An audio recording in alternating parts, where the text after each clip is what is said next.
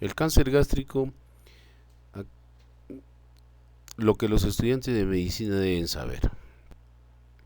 En lo que respecta a la epidemiología, a nivel mundial, el cáncer gástrico es la segunda causa de muerte por neoplasia.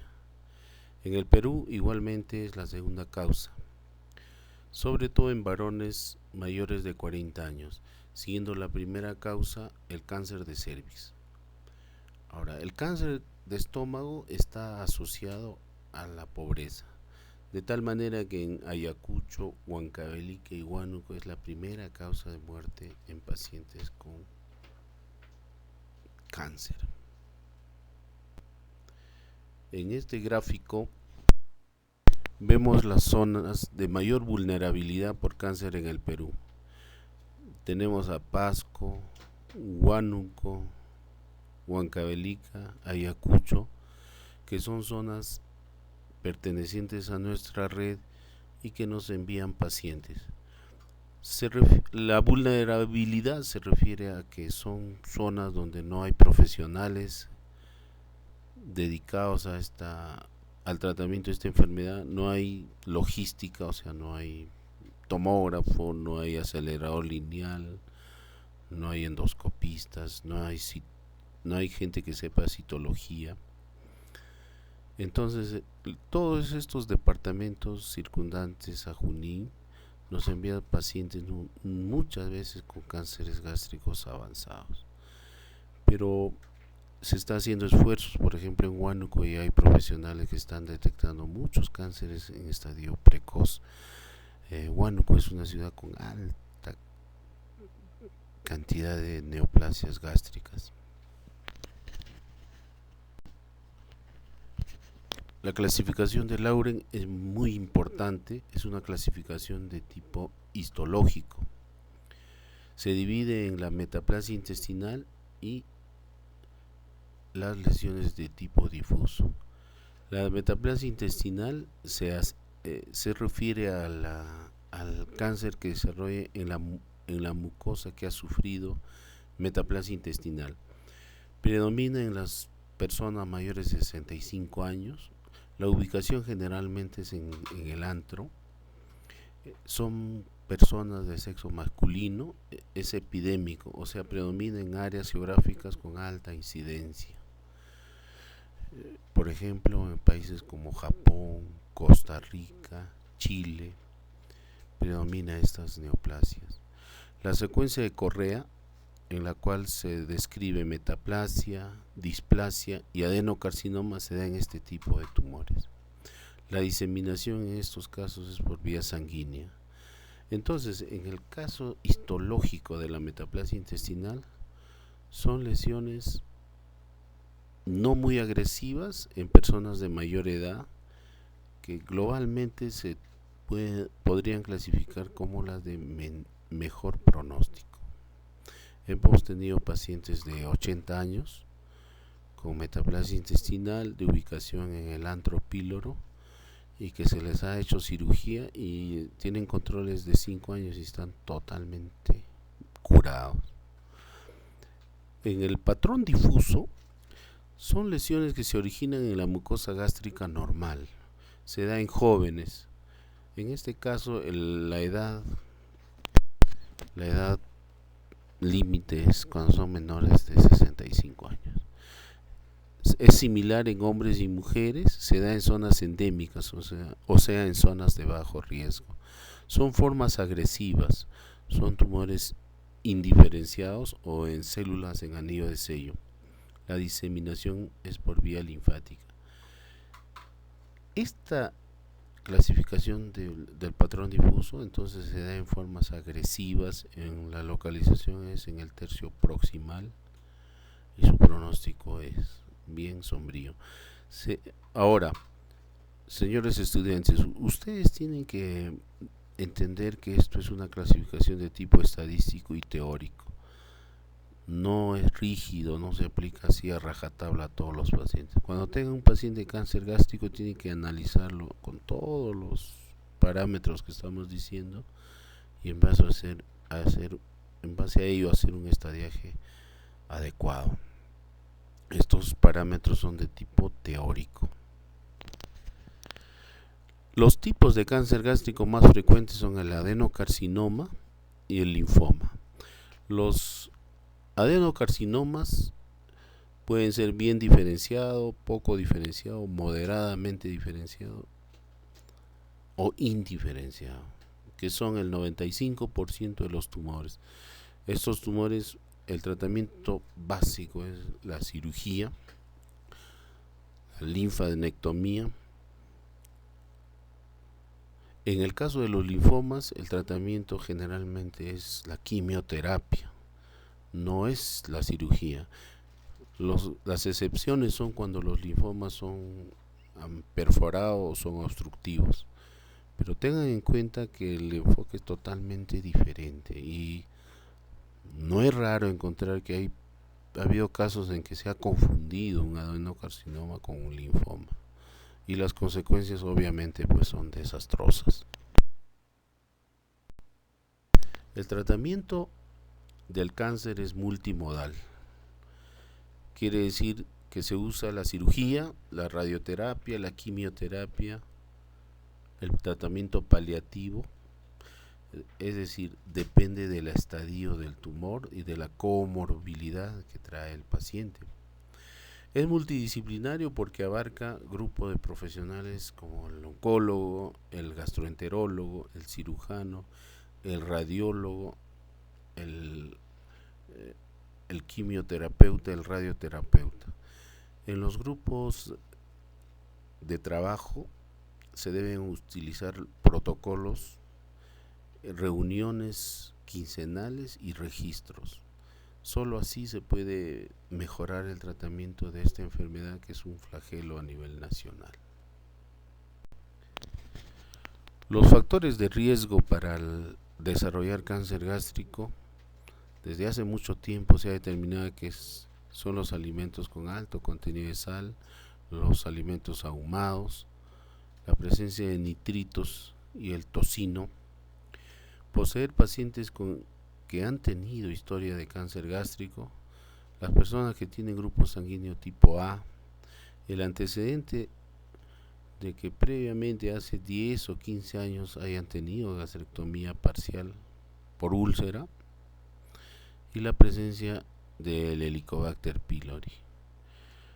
Obviamente en Europa y en Estados Unidos, con el advenimiento del refrigerador y el hecho de conservar mejor los alimentos, hizo de que la incidencia de casos en Europa y Estados Unidos hayan bajado tremendamente. Es más, la presencia de cáncer es mayor en los países asiáticos como Japón, en Chile, que es la que tiene mucho cáncer gástrico, en Costa Rica y en el Perú también. Entonces, el cáncer gástrico es propio de las regiones asiáticas y de los países en vías de desarrollo. Es importante diagnosticar un cáncer gástrico precoz y esto lo hace el médico general. Es triste aceptar que en nuestra estadística solamente el 3 a 4% de neoplasias gástricas son precoces, o sea, son curables. La gran mayoría, el 80-90%, son lesiones avanzadas. En Japón, por ejemplo, donde se hace screening masivo de esta enfermedad, anualmente pasan por un despistaje hasta 6 millones de habitantes, en los cuales ellos tienen la logística y la capacidad de hacer despistajes masivos. En nuestro país es difícil por la carencia de logística y de profesionales. Entonces, lo que tenemos que hacer acá es ver los pacientes con síntomas sospechosos, que son dolor epigástrico leve y recurrente, pirosis o ardor retroesternal, con o sin distensión abdominal, náuseas y y o vómitos, y que no presenten signos de alarma como anemia, disfagia o pérdida de peso. Estos síntomas de tipo dispéptico son bien difíciles de distinguir de los sujetos que tienen afecciones benignas como una colecistitis crónica, por ejemplo. Ahora, cuando hablamos de cáncer gástrico avanzado, tenemos ya los síntomas ya típicos, como es el dolor abdominal recurrente, una anemia marcada, la caquexia, pérdida de peso, vómitos, anorexia. De acuerdo a la situación del tumor tendremos disfagia, o sea, dolor al ingerir alimentos, o el síndrome retencionista obstructivo que se da en los cánceres del antro píloro, en la cual el paciente vomita apenas come.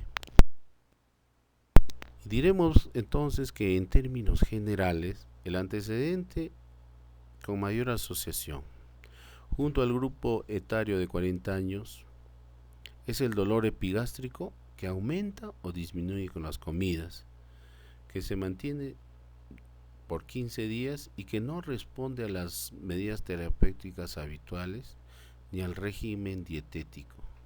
En esos pacientes entonces ya debemos sospechar el cáncer gástrico y deben ir al gastroenterólogo para su correspondiente endoscopía y biopsia.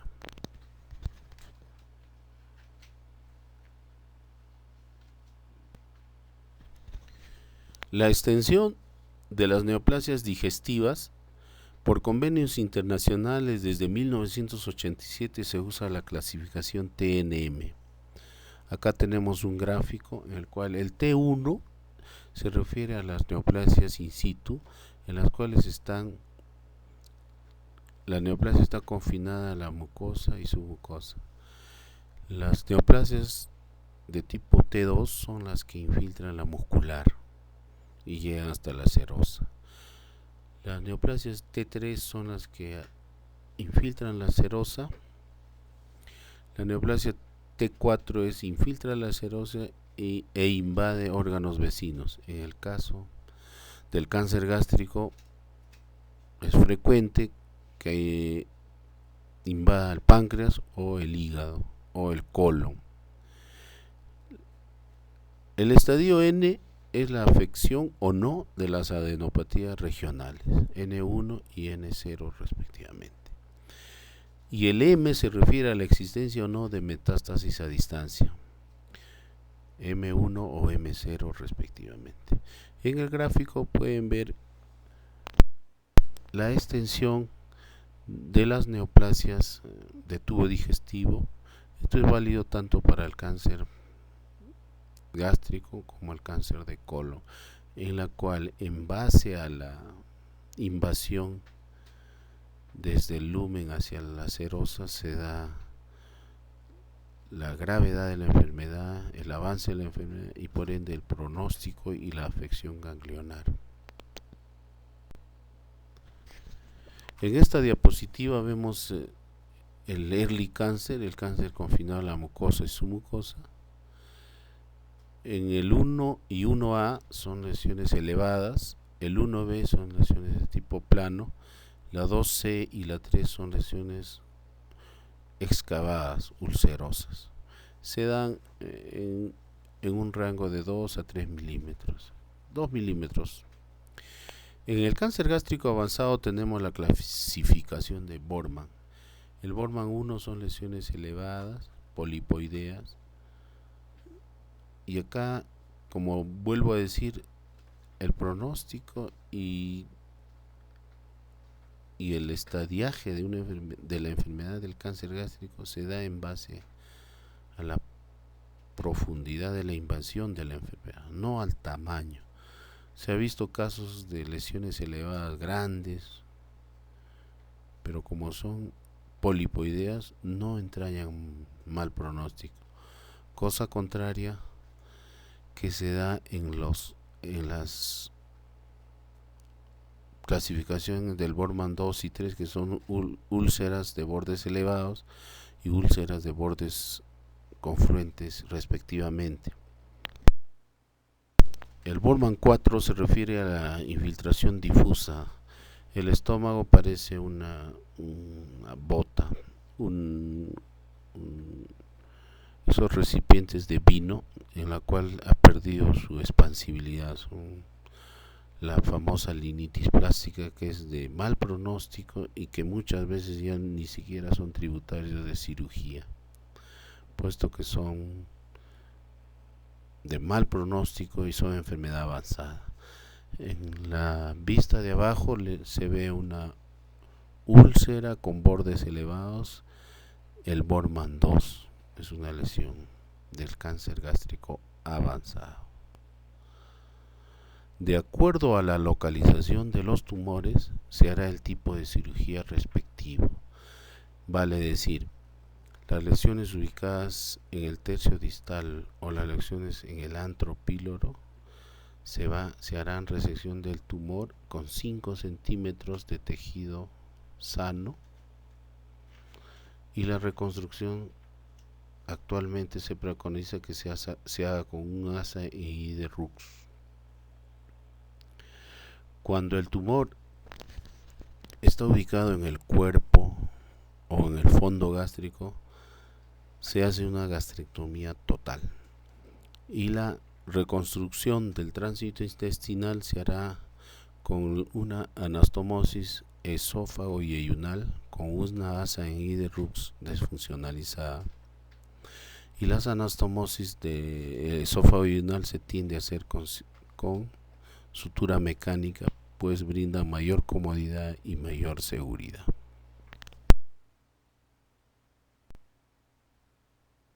Las medidas diagnósticas en el cáncer gástrico entonces es el tamizaje selectivo en los pacientes sintomáticos, que ya habíamos descrito en el cáncer gástrico precoz y en el cáncer gástrico avanzado.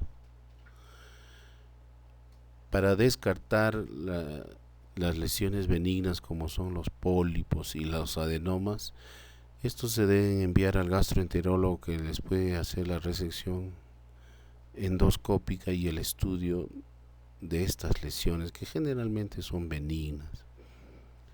En el caso de las lesiones benignas como la úlcera gástrica, hay que darle tratamiento que no debe ser más de 6 semanas. Si la lesión persiste después de 6 semanas, nosotros debemos sospechar, sobre todo si son lesiones de más de 2 centímetros de diámetro, son úlceras profundas, debemos sospechar de que se trata de un cáncer gástrico.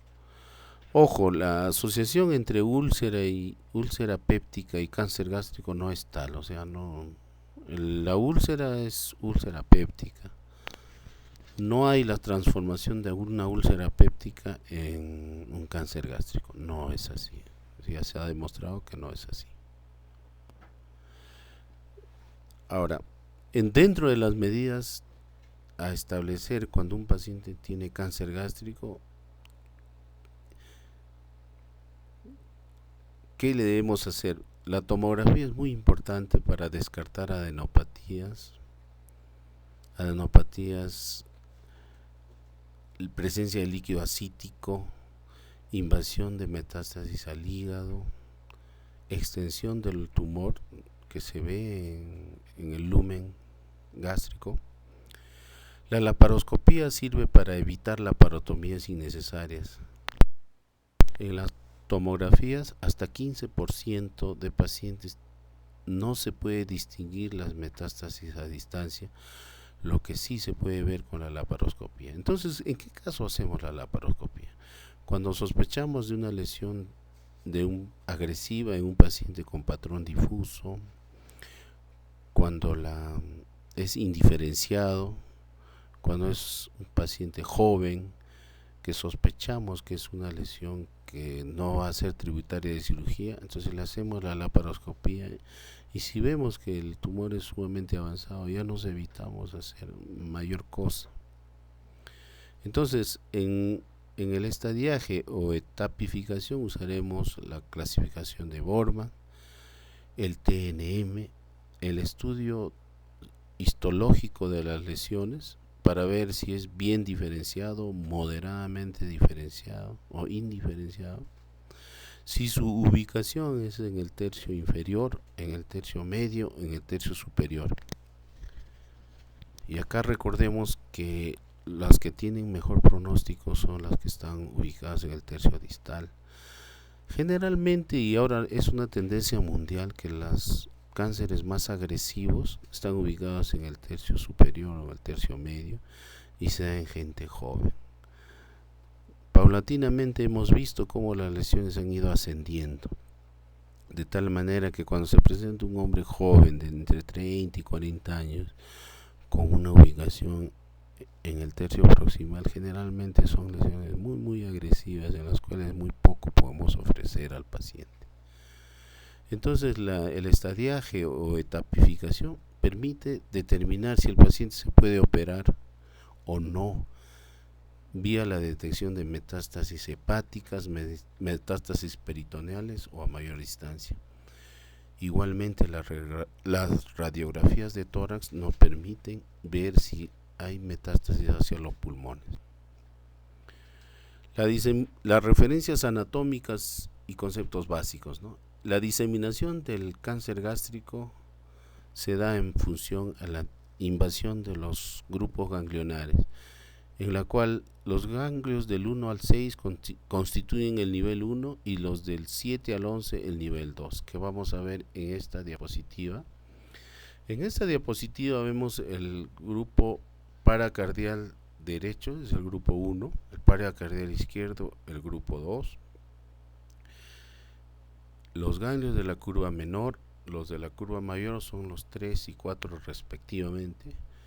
El grupo 5 son los suprapilóricos y el grupo 6 los infrapilóricos. Esta es la cadena N1, los perigástricos, y la cadena N2 son los ganglios correspondientes a los grandes vasos. Va del 7 al 11, ¿no? En la cual el 7 corresponde al tronco celíaco, el 8 al hepático común, etcétera, etcétera. De tal manera que los ganglios 12 en adelante son ya metástasis avanzadas. Cuando nosotros hacemos gastrectomía, de acuerdo a la ubicación del tumor, resecamos la zona comprometida, sea esta gastrectomía subtotal o gastrectomía total, y complementamos con su respectiva linfadenectomía. Y se dice linfadenectomía de 1 cuando solamente se resecan los ganglios adyacentes al estómago, los perigástricos, que serían del 1 al 6. La linfadenectomía tipo D2 involucra la extirpación de ganglios de los grandes vasos, que son del 7 al 11.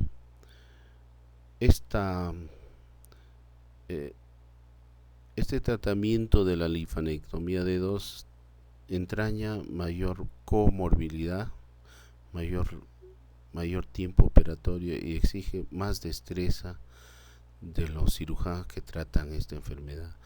De tal manera pues que en una linfadenectomía de 1 debe haber por lo menos 15 ganglios extirpados, y en una linfadenectomía tipo D2 debe haber 25 ganglios. Son estándares internacionales con los cuales se puede decir cuán bien se está haciendo el tratamiento de esta enfermedad. El tratamiento quirúrgico, decíamos entonces, va en función a la ubicación del tumor, la disección ganglionar correspondiente y los criterios de operabilidad. Hay resecciones que son netamente paliativas cuando el tumor está obstruido, cuando está perforado o cuando hay sangrado. En este caso solamente se hace operaciones de tipo paliativo.